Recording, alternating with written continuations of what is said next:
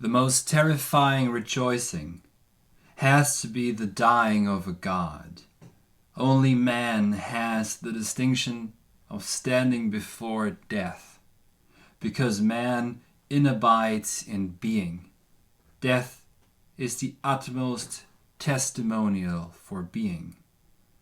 In the other beginning, the truth of being must be ventured as grounding, as inventive thinking of a Dasein.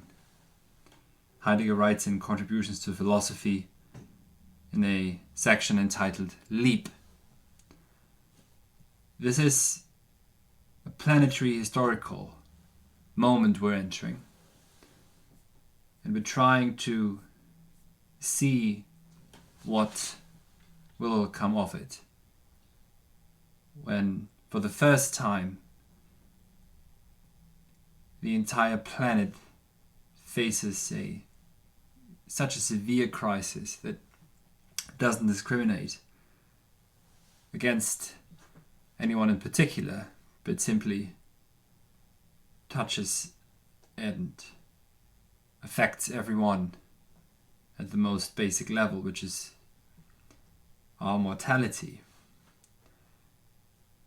Now, much has been already fancied about what this might lead to, but currently I think what we're seeing is just an outbreak of utter panic. But when you look at this philosophically, there's something that's been announcing itself anyways, which is that subjectivity is at its utmost capacity, its utmost maximum, pushing itself towards its utmost limit, allowing for absolutely no resistance to it, and demanding full and total and absolute certainty.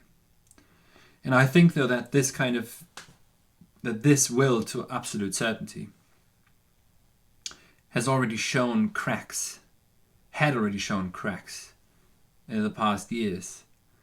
And that past years, decades, 100 years, 120, 50 years, whoever knows. But the dying of a god that Heidegger here talks of, it must be, as he says, the most terrifying sound, the most terrifying melody.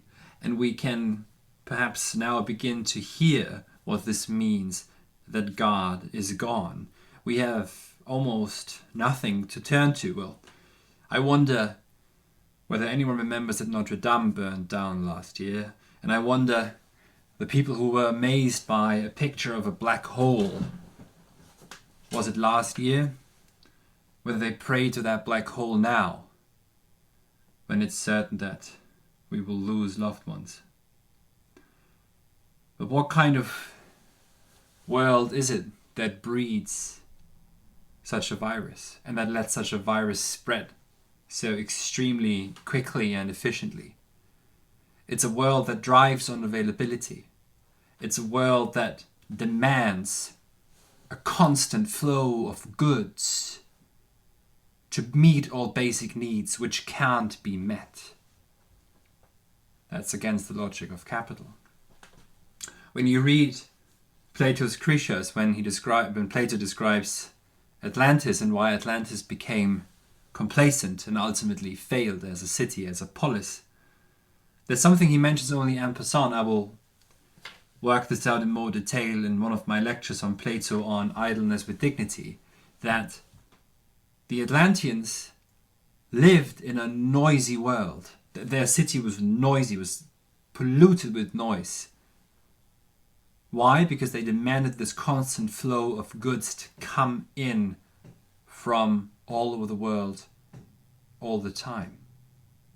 And ultimately, they failed because they couldn't meet all these basic needs. And this is the world we live in. We live in the world of a will to will that requires more and more effort, more and more force and violence to keep up with its own demands to itself. There's no otium cum dignitate. There's barely any dignitate left. There's no otium. Where otium is the stance we take ontologically, that we don't begin from a position of lack, but from a position of full flowingness and a fullness and richness of of existence.